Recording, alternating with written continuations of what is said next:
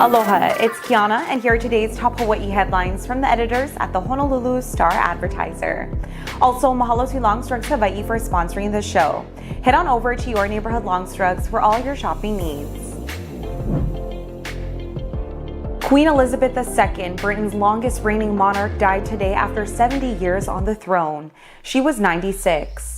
The palace announced that she died at her summer residence of Balmoral Castle in Scotland. Members of the royal family traveled to the estate when the Queen's health rapidly declined.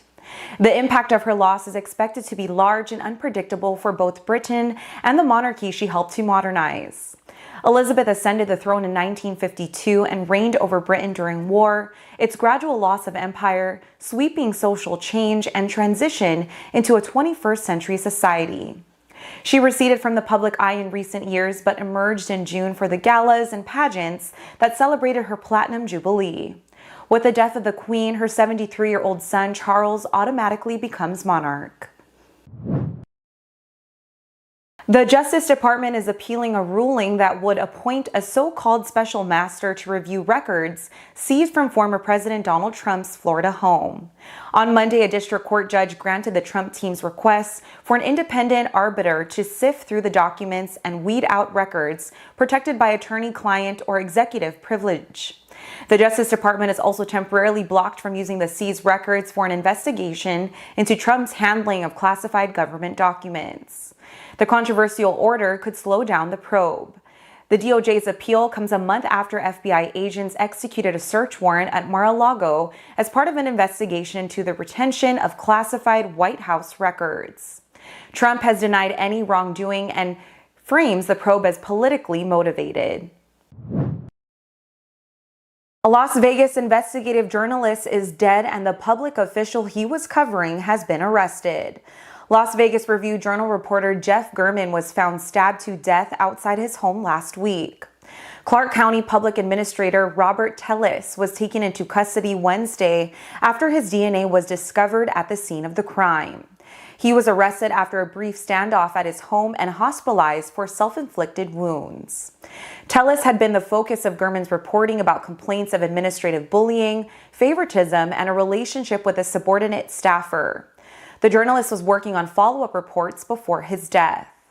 Tellis, who publicly aired objections to the reporting, lost his bid for re-election in the June primary.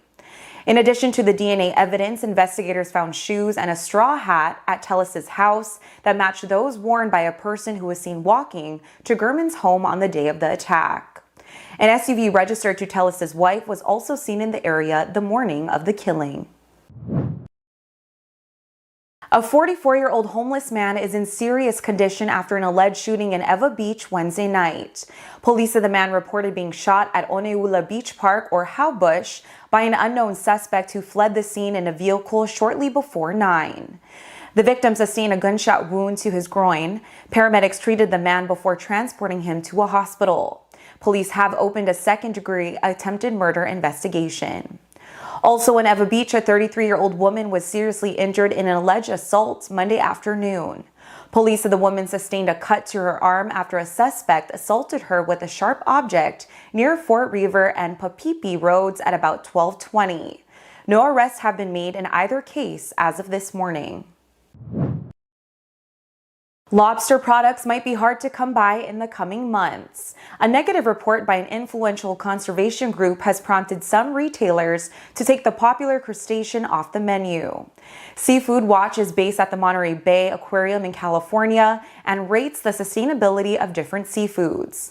The organization this week added American and Canadian lobster fisheries to its red list after determining that the industry is a threat to North Atlantic right whales.